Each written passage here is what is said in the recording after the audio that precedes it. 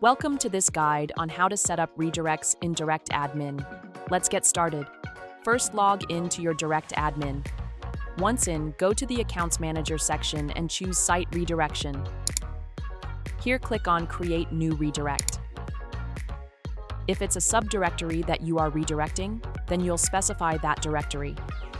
If not, leave it empty.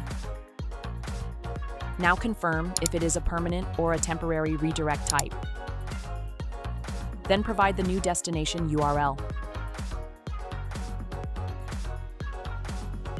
Once you've set the local URL path and the destination URL where your website is required to redirect to, click Create.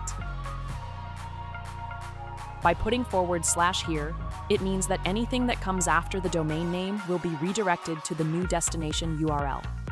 And that's it. You can now set up your redirects. If you found this helpful, be sure to like, subscribe, and turn on notifications for more.